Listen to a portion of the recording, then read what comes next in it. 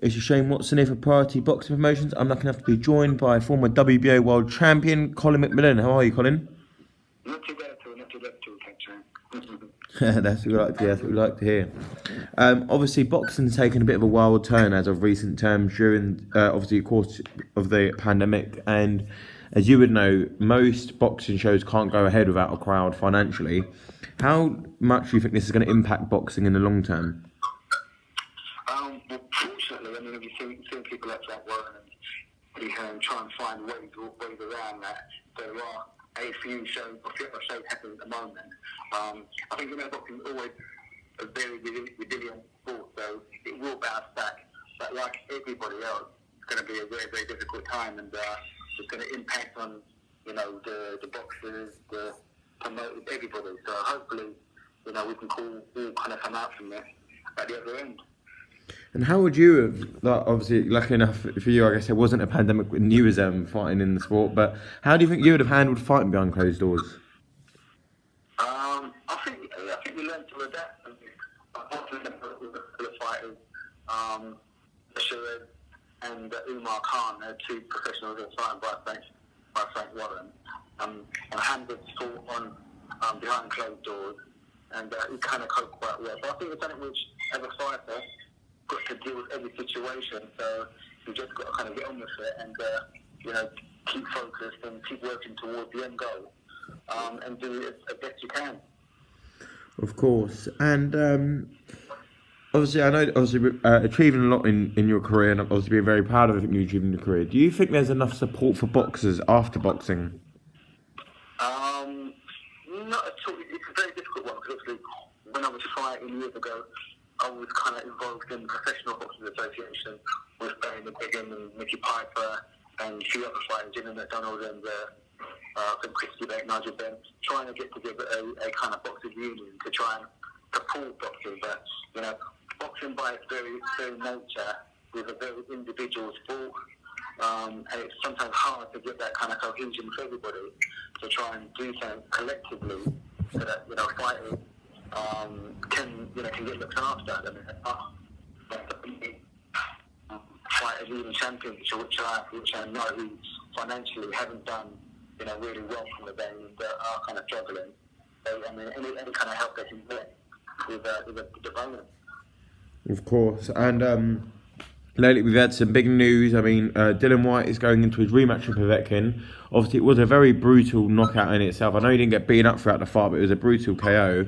If you was a part of Dillian Whyte's team, would you be advising him to take the immediate rematch in such a short space of time?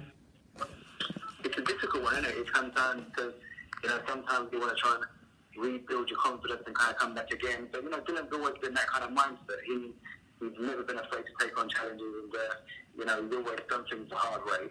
And, it's like falling off the bike. Sometimes the best policy is to kind of get right back on there and exercise those demons. And that's what he's doing. I think, if he, had hard fights in the past, he should be able to come back in a rematch and that. So he's definitely got the potential to do that. And, he's got a nice mental strength. So, he's got all the ability to kind of go down there and put things right.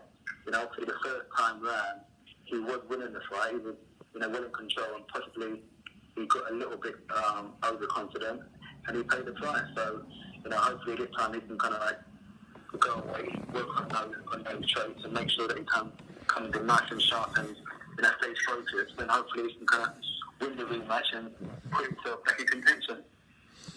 Absolutely, and I know that they both still got a massive fight to get through before they get in the ring, but it does look like we're getting ever closer to seeing Fury and Joshua in the mega clash for all the belts, which should hopefully happen by spring next year. Who would you take to win that fight? The $1 million question. It's funny, I like Anthony Joshua and I like Tyson Fury. And it's a hard one. I really believe it's a genuine 50-50 fight. Both have got the potential to win.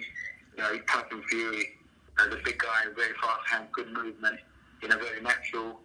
But, Joshua's kind of like, very powerful, always in great condition. Two, evenly based champions. I mean, I like both of them. And I just hope the best man win. I wouldn't want to try and pick a winner. As I think it's a 50-50 fight. It's on the day who can perform best. Absolutely, absolutely. And what's your? Do you miss being around the game as much as maybe what you used to back in your fighting days, or? I'm also still involved in it. As I said before, kind of like I'm mentoring, you know, 2 fighters Yeah. at the moment, and so Hamza is, you know, say WBO European champion. Yeah, Hamza shows, yeah. You know, and you know, I really believe he's got the potential to kind of go all the way. Yeah. He's massively involved in it. So I'm still involved in that kind of capacity. I've still got my own boxing academy, so we go into schools, book programs in schools. So I still do like a couple of dinner shows a year for my old amateur boxing club. So I'm still involved on the outside, you know, with boxing. So, you know, I can't go too far. I'm still enjoying being around it, but I'm enjoying not fighting. Yeah, and putting yourself through those horrible training camps.